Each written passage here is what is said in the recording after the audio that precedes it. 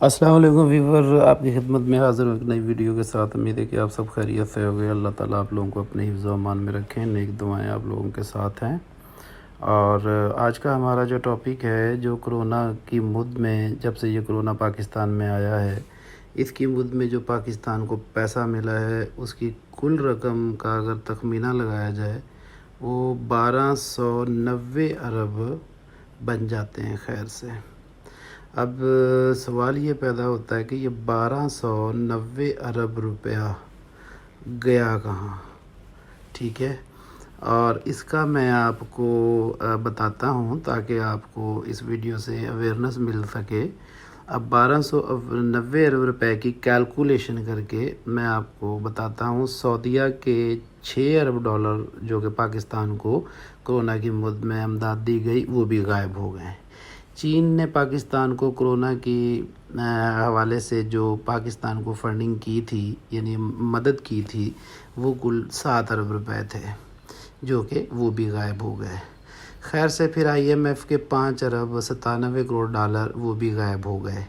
اچھا، بھی UAE کے 3 ارب ڈالر وہ بھی غائب ہو گئے۔ BRT کے 24 ارب روپے ڈالر جو تھے وہ بھی خیر سے غائب ہو گئے۔ PIA کے 40 ارب روپے غائب ہو گئے۔ معلم جبہ کے 19 ارب روپے غائب ہو گئے۔ بلین ٹری کے 20 ارب روپے غائب ہو گئے۔ ڈیم فنڈ کے 14 ارب روپے کا پتہ ہی نہیں کہ وہ کہاں گئے۔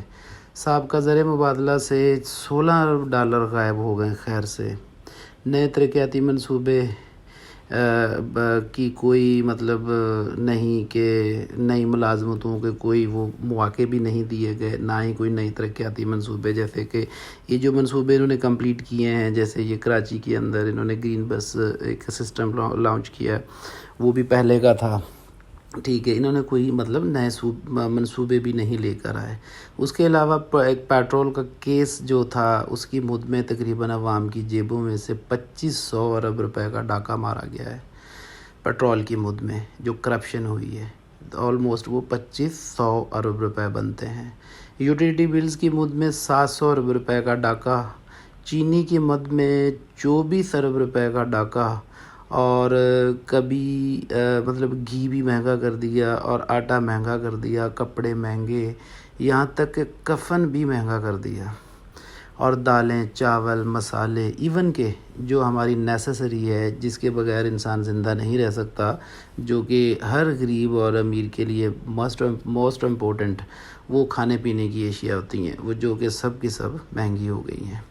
اچھا، پھر دوسری طرف آ جائیں، چلیں بھی اس گورنمنٹ نے مہنگائی تو کر دی ہے، لیکن کرائم کے ریشو کو ختم کیا ہے۔ اب ایسا بھی کچھ نہیں ہوا، جرائم کی شرح میں ہوشربا اضافہ ہوا ہے۔ تعلیمی بجٹ کا جو پیسہ تھا، جو 117 ارب مطلب بجٹ ہوتا تھا، ایجوکیشن بجٹ جسے کہا جاتا تھا، وہ ہوتا تھا 117 ارب۔ انہوں نے اسے کم کر کے، انتہائی کم کر کے 9 ارب مطلب کر دیا ہے۔ ٹھیک ہے، یعنی وہ ٹوٹل 9 ارب رہ گیا ہے اس وقت۔ اچھا، پھر اس کے علاوہ صحت کا بجٹ ہوتا تھا جس میں 110 ارب رکھے جاتے تھے، وہ اس گورنمنٹ نے ختم کر کے 40 ارب روپے کر دیے، یعنی 40 ارب رہ گیا ہے وہ اب۔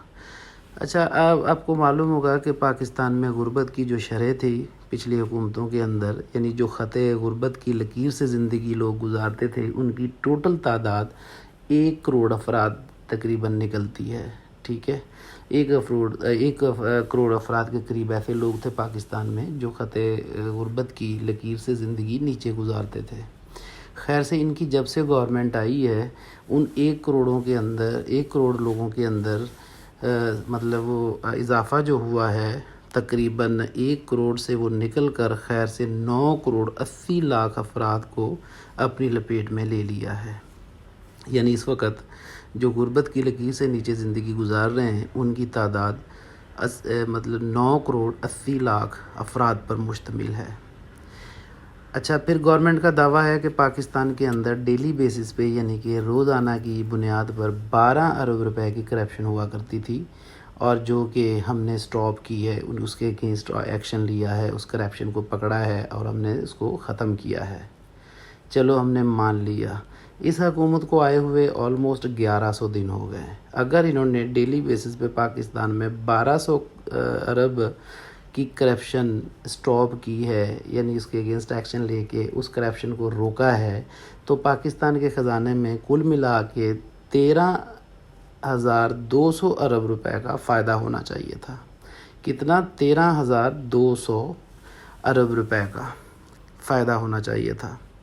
اب سوال یہ پیدا ہوتا ہے کہ 13,200 ارب روپے کا اگر فائدہ ہوا ہے، اتنا پیسہ بقول ان کے کہ انہوں نے کرپشن کو سٹاپ کیا ہے، تو یہ پیسہ کہاں گیا؟ یعنی 13,200 ارب کہاں گیا؟ یہ اتنا پیسہ کدھر ہے؟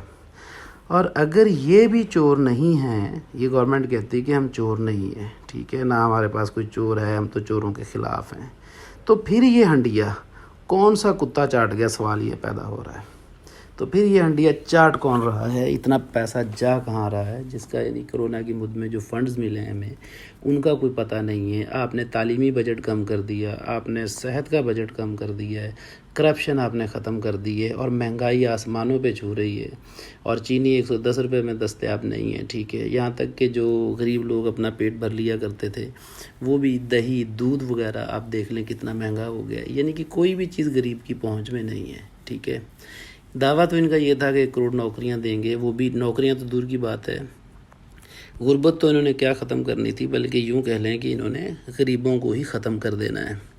اگرچہ یہ گورنمنٹ 2 سال اور رہ گئی تو پھر پاکستان کا اللہ ہی حافظ ہے، یہاں کی عوام کا بھی اللہ ہی حافظ ہے، چونکہ پھر یہ اور زیادہ مہنگائی بڑھے گی، چونکہ ان سے سسٹم کنٹرول نہیں ہو پا رہا، ان سے بالکل نہیں پتہ چل رہا کہ کیسے مہنگائی کنٹرول کرنی ہے، کیا کرنا ہے، اور کرپشن کا ریشو بلکہ بڑھ چکا ہے، کرائم کا ریشو اتنا بڑھ چکا ہے کہ کوئی بھی آدمی سیفلی رات کو اپنے گھر جاتے ہوئے 100 دفعہ ڈرتا ہے، سوچتا ہے، اور کرائم اسٹریٹ بہت بڑھ گیا ہے۔